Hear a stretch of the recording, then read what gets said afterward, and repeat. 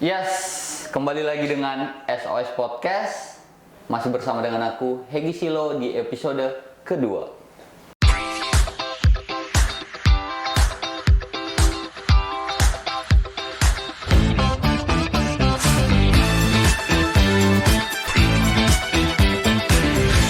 Dan kali ini kita akan bahas A Day in SOS. Dan tentunya kita akan kedatangan guest star yang super duper kece. Tetapi sebelum memanggil guest star kita untuk menerangkan A Day in SOS, ini aku mau kembali menawarkan teman-teman yang mau bepergian, mau jalan-jalan, mau ke kantor.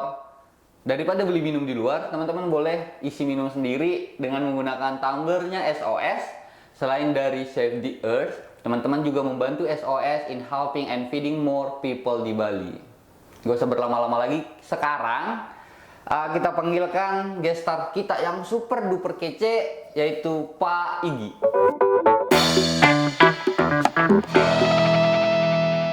Halo Pak Igi, Halo. apa kabar Pak Igi? Baik, sehat ya? Sehat dong. Oke. Di SOS masa sakit enggak dong? Jangan sampai sakit. Jangan ya. Makasih Pak Igi udah datang hari ini, udah meluangkan waktunya yang super duper sibuk ya. Thank you. Makasih udah hadir di SOS Podcast.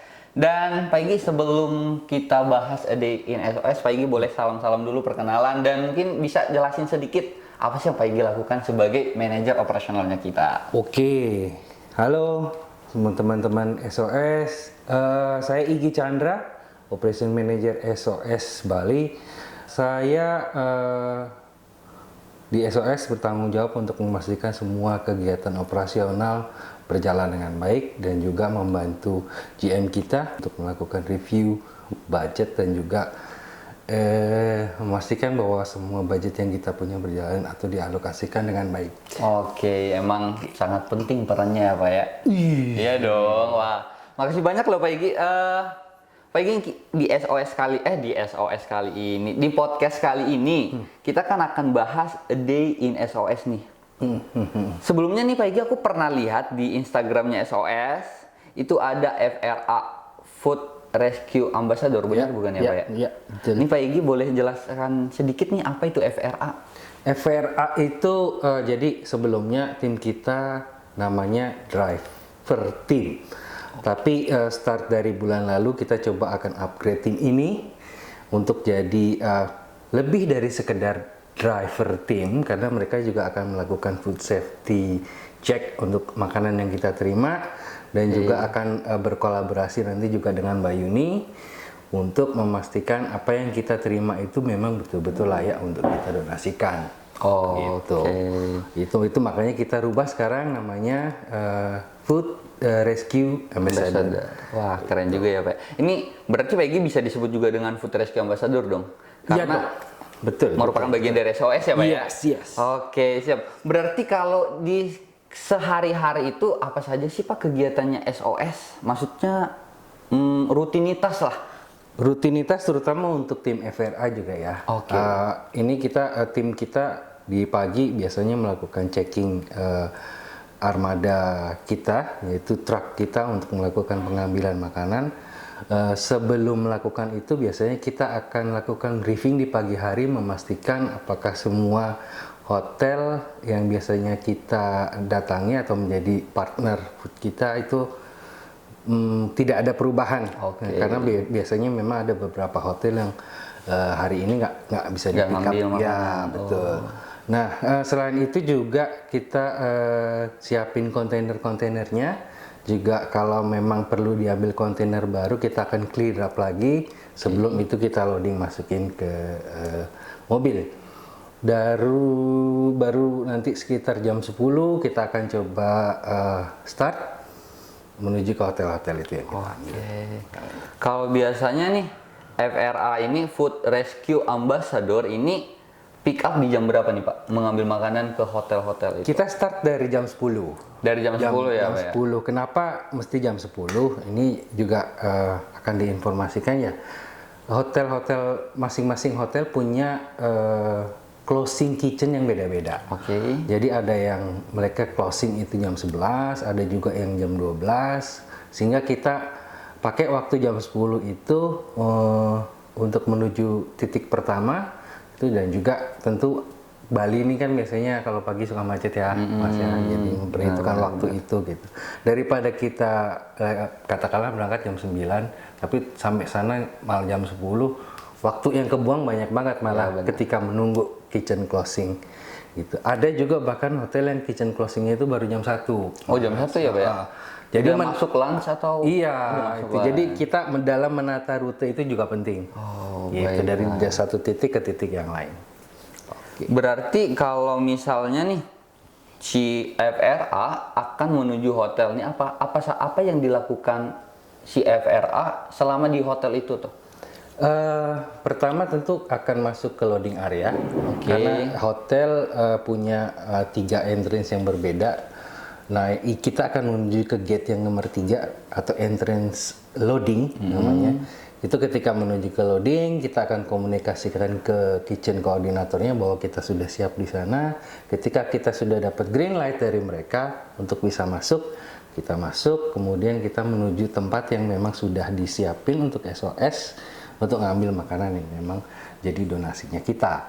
Gitu. Setelah itu teman-teman juga akan ada beberapa sign yang akan jadi report ke kita bahwa memang driver kita datang ke sana jam berapa gitu, dan juga jumlah kilo makanannya. Itu dari situ mereka akan balik lagi ke entrance nomor 3 atau ke security untuk melaporkan kita selesai. Terus datang ke SOS. Ya, betul. Berarti ketika FRA menuju hotel itu makanannya udah disediakan, udah ready. Angkut, udah ready ya, Pak ya? Berarti ready. tinggal bawa. Betul, sudah ready. Jadi memang karena banyak hotel-hotel yang sudah berpartner dengan kita cukup lama, mereka sudah tahu food security checkingnya seperti apa. Gitu, kita juga sangat terbantu dengan itu. Kalau dengan hotel-hotel yang baru, memang itu yang agak takes time. Waktunya cukup lama tuh untuk kita juga ikut menyortir, memastikan bahwa makanan yang kita terima itu sudah benar. Itu karena kita punya aturan-aturan yang harus disepakati, punya standar juga gitu. Contoh nih misalnya jangan satu atau dua jenis makanan nyampur jadi satu, itu nggak bisa. Baik. Gitu. Berarti memang untuk beberapa hotel sudah langsung ambil, udah di kontainer boxnya. Iya, betul. Beberapa hotel FRA masih membantu menyortir begitu ya, Pak ya. Betul. Kemudian ketika itu sudah selesai disortir, diangkutlah ke dalam food truck berarti, Pak. Ya, benar. betul. Bagaimana si FRA bisa memastikan keamanan dan keselamatan makanan itu selama di perjalanan? Iya. Jadi FRA itu juga sudah menerima training dari Mbak Yuni. Oh, sudah ada training berarti Betul. sebelumnya. Jadi, ya. Sebagai food security coordinator, Mbak Yuni sudah memberikan training. Itu yang pertama. Bagaimana melakukan food pick dan food care. Itu. Nah, untuk memastikan bahwa kondisi makanan kita juga bagus, truk kita juga punya temperature box yang memang kita sudah sepakati temperature ini harus sampai di angka berapa dan maksimum itu di angka berapa. Kalau memang ini ada masalah di temperature kita segera lakukan servis lah. Wah, keren. Berarti sebelum penjemputan makanan juga berarti food trucknya ini sudah dipastikan aman, udah dipastikan bagus lah ya, Pak. Bahkan makanan yang ada di dalamnya itu akan tetap bagus, begitu kira-kira ya, Pak. Betul. Jadi sebelum berangkat kita memastikan bahwa temperature box di cool box yang kita punya itu bekerja dengan baik. Gitu. Wah keren juga nih SOS punya food truck. Kira-kira ada berapa food truck yang dipunya SOS, Pak?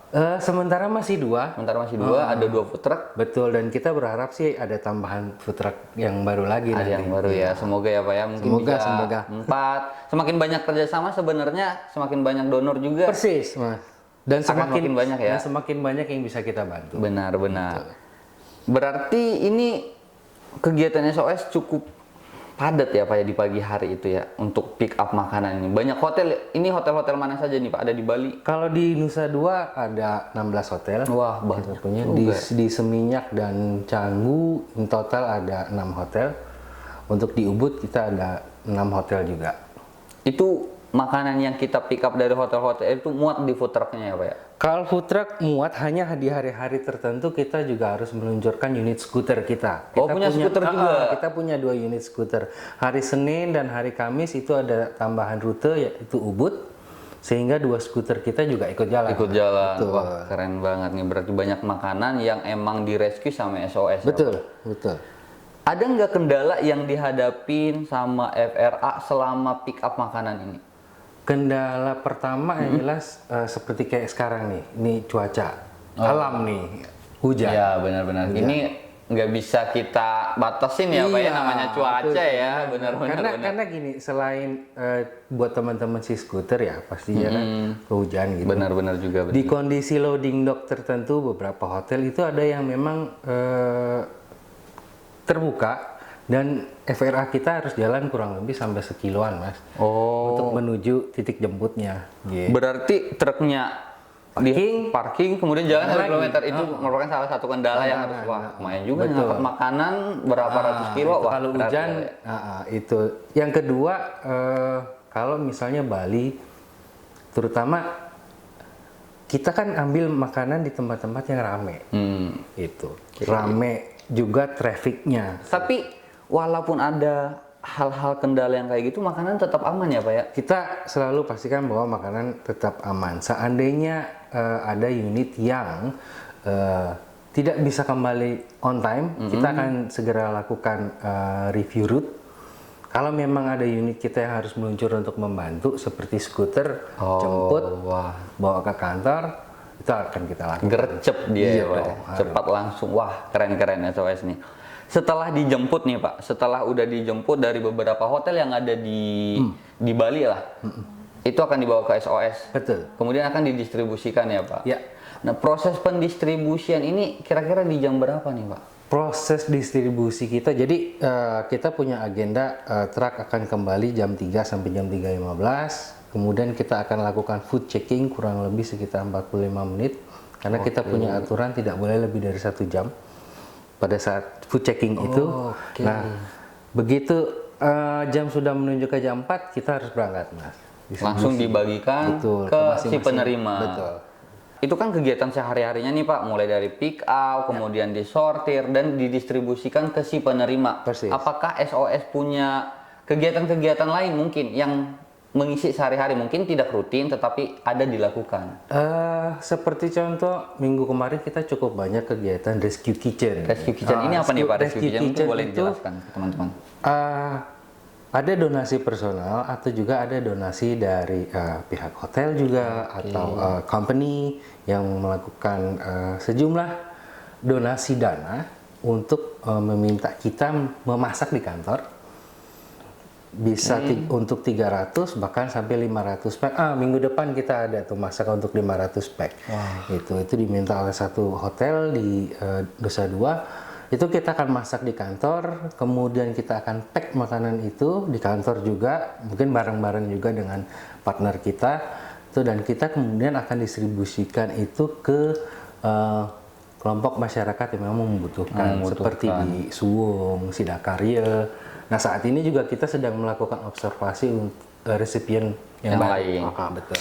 Berarti rescue kitchen ini masak sendiri ceritanya. Betul, masak SOS sendiri. punya dapur sendiri berarti? Kita punya dapur sendiri, dan kita punya chef juga loh. Punya chef juga ya, Pak? Ada berapa chefnya itu? Ada 2. Ada 2. Jadi ini masih 2 ya? Masih 2. Kita kalau ada teman-teman yang mau membantu juga, chef yang dari hotel membantu kita masak, boleh. Berarti rescue kitchen dilakukan oleh SOS dengan bantuan dari donor. Ya. Kasih dana, oke kita masak nih, kita mau bantu yang di TPA, begitu kira-kira. Persis. Berarti kita beli bahan mentah, itu yang kita olah. Ya. Itu yang dikatakan dengan rescue kitchen. Betul. Wah, keren juga nih SOS.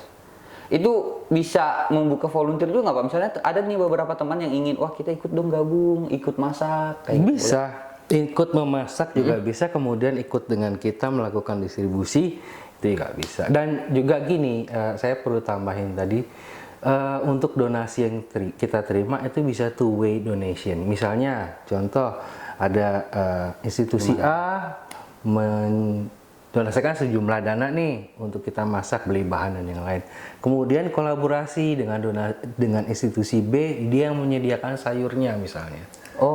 Gitu. Itu juga bisa. Keren. Berarti kita memang untuk SOS ini membuka donasi bisa untuk semuanya, semua kalangan ya, Pak ya. Betul, Baik institusi, perorangan. Perorangan ada juga yang ada. Wah, perorangan keren juga ada. Jadi buat teman-teman yang mau ikut membantu SOS dalam feeding dan helping orang-orang di Bali, ingin kasih donasi, boleh dengan Rescue Kitchen ini Betul, juga ya Pak ya. betul, Mungkin teman-teman punya rezeki banyak, teman-teman langsung boleh kasih, ini kita mau Rescue Kitchen untuk Ya. 500 orang.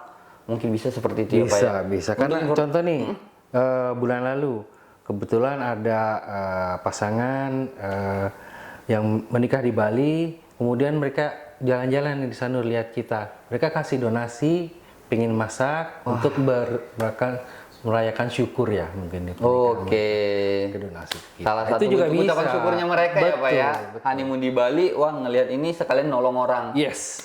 Keren banget. Ini jadi teman-teman boleh banget membantu SOS dalam banyak hal, baik dalam bentuk donasi seperti Rescue Kitchen, dan juga teman-teman bisa membantu memberikan surplus food, cash donation. Besar kecilnya tidak menjadi masalah ya Tidak Pak ya. menjadi masalah. Small action tapi bisa memberikan dampak yang besar, begitu kira-kira ya. Ya. Jadi Pak Igi nih, makasih banyak untuk waktunya udah menyempatkan untuk menjadi guest star di SOS Podcast Sama-sama, episode Mas kedua. Sebelum kita tutup nih Pak, mungkin Pak Igi ingin menyampaikan 1-2 hal untuk penonton dan pendengar setia kita yang ada di rumah dimanapun berada nih. Oke, saya nyambung dari yang tadi Mas Egi bilang ya. Masa besar, kecil, bantuan itu doesn't matter. Meskipun kecil, tapi kita bisa melakukan impact yang besar gitu. Small thing with a big impact gitu. Dan juga yang ingin saya sampaikan ini, bukan hanya kita memberikan donasi berupa makanan, lalu bisa membantu yang lain untuk juga bisa makan. It's a good thing gitu. Tapi di samping itu, once again, SOS is also an environment NGO. Gitu. Kita juga mendukung program Zero Waste dan juga Zero Hunger. Gitu. Kita harapannya sih mengurangi sampah makanan. Kalau bisa nggak ada sampah makanan, gitu. Karena selain impactnya akan ke mencemari laut, juga menjadi penyumbang gas emisi juga. Oke, benar-benar. Itu sih.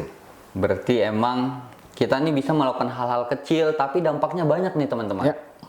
Selain daripada donasi makanan tadi, Zero Hunger nih menolong untuk Zero Hunger ini juga menjadi Zero Waste yang bisa dikatakan menyelamatkan lingkungan ya Pak. Persis. Save the Earth. Jadi memang banyak sekali dampak dari hal-hal kecil yang bisa kita lakukan.